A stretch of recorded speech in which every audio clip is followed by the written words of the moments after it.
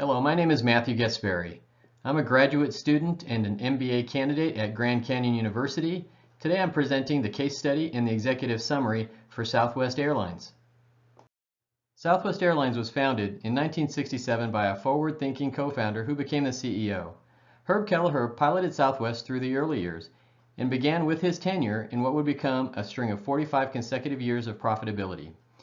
He did this by treating his employees like family, creating a strong brand which led to very loyal customers. The current vision statement for Southwest Airlines is this: to become the world's most loved, most flown, and most profitable airline. The proposed vision statement is to become the world's most profitable airline with lifetime customer service inspired by smiles, motivated by savings, and moved by mission. The current mission statement is: the mission statement of Southwest Airlines is dedication to the highest quality customer service delivered with a smile, friendliness, and individual pride and company spirit. The proposed mission statement is life is where you want it to be, and we fly you there affordably with first-class service, and we desire to serve you with heart and purpose, hassle-free, fast, and affordable. Our planes are smiling because they're doing what they love, safely connecting you to what matters most through innovation and investment. We are committed to our customers and grateful to our shareholders. We know you have choices and work hard to earn your trust every day. We cherish this earth and are making improvements, reducing our carbon footprint through modernization and fuel savings. We look forward to having you over soon. These changes comply with the format described in the textbook and more thoroughly describes the heart and gratitude Southwest has for employees, customers, and shareholders. Herb Kelleher introduced the culture without even realizing it. He treated his employees like family. He liked to have fun, and he wanted them to have fun and enjoy their jobs. He surmised that this is not only great culture, but leads directly to exceptional customer service. Their servant's heart, how they deliver legendary customer service, means treating others with respect. A fun-loving attitude is valued in employees and encouraged by Southwest. Humility as a leader leads to innovation as it opens up the entire company and creates a huge idea factory. Kelleher's servant leadership style included humility that led to innovation, and the ideas could come from anywhere in the organization. He didn't need the credit, he needed the ideas to help innovate. Now let's move to the matrices analysis.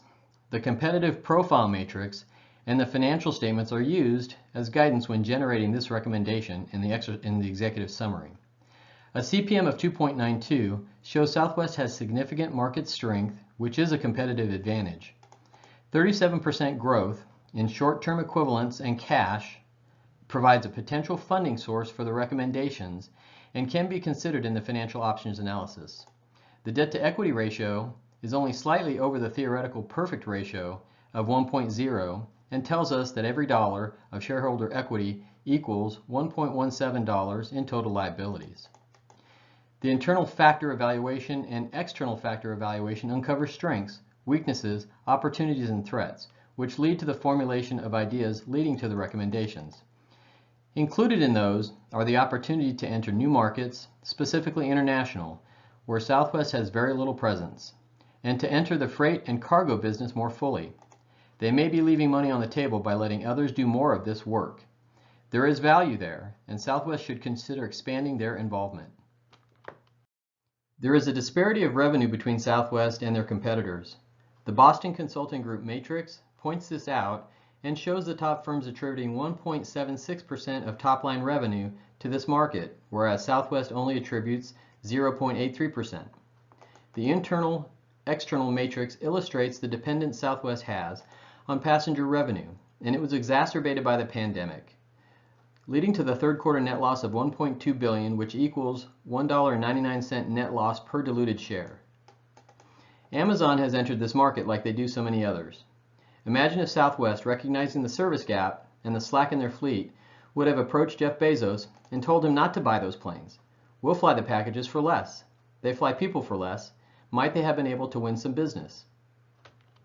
Southwest Airlines enjoys a competitive advantage in customer loyalty, pricing, and customer satisfaction, and they therefore have an opportunity to improve their strategies.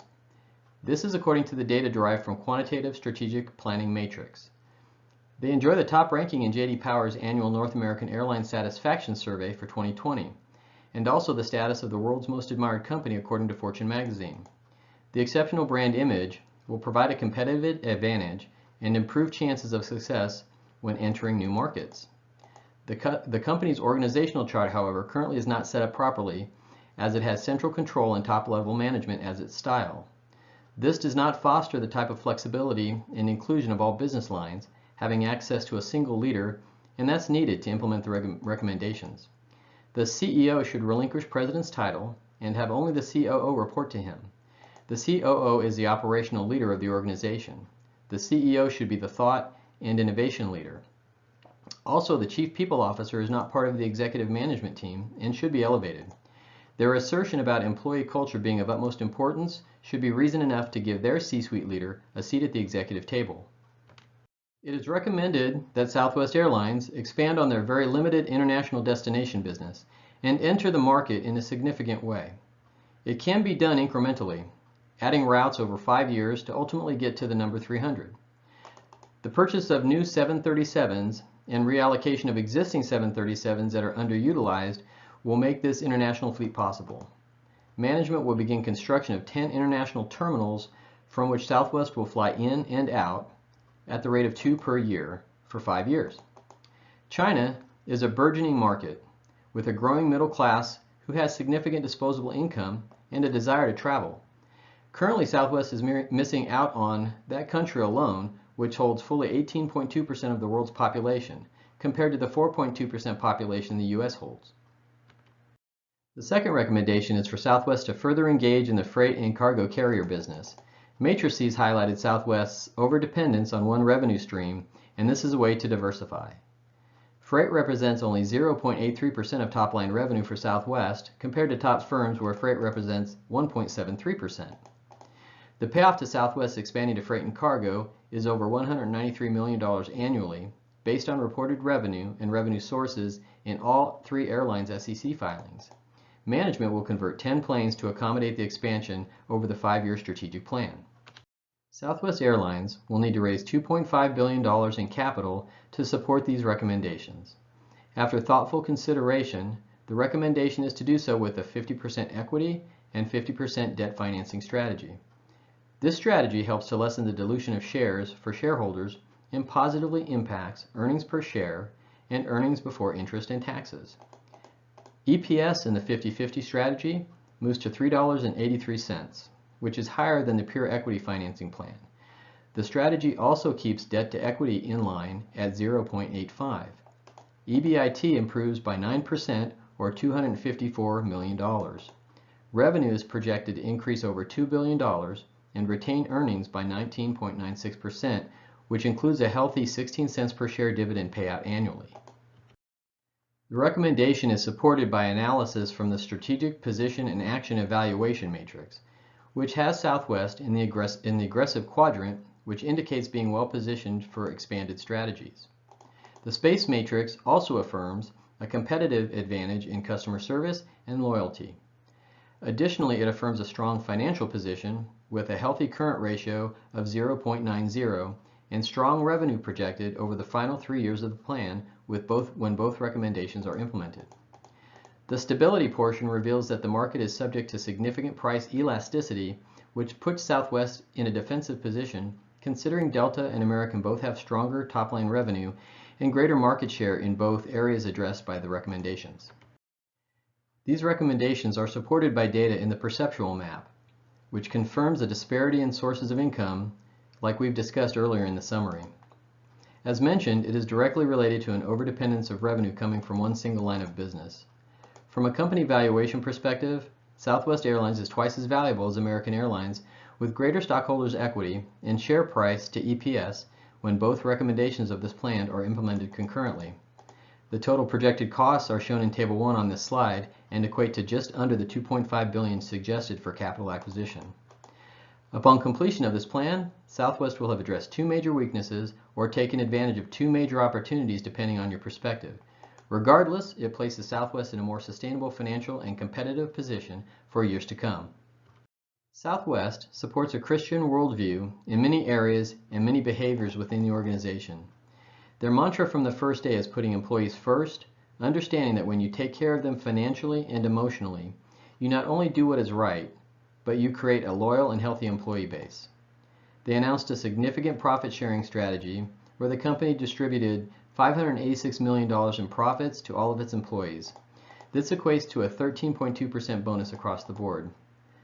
Southwest has given more than 200,000 pounds of electrical equipment, diverted over 3,700 tons of waste from landfills through recycling and energy recovery, and saved 8.5 million gallons of fuel through recalibrating their refineries. Southwest has invested more than $24 million into the community through the Southwest Airlines Foundation. The company has a servant's heart leadership strategy. They desire for their employees to excel and provide freedom and opportunity for them to do so. They look for their employees to put others first, to have a passion for what they do, and to have fun doing it. They support a Christian worldview in so many ways as described, and perhaps most importantly, they create an environment where employees can bring their God-given skills, spirit, and servant's heart to work every day. This is not unique in business, but it is likely the exception as many companies prefer a more structured system, thinking it gives them more dependable outcomes.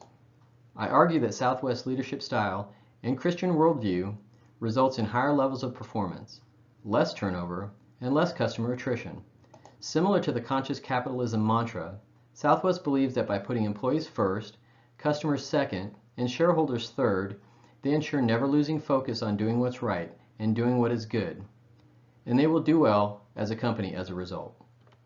I am grateful for the opportunity to present the case study strategic plan and executive summary for Southwest Airlines. Thank you.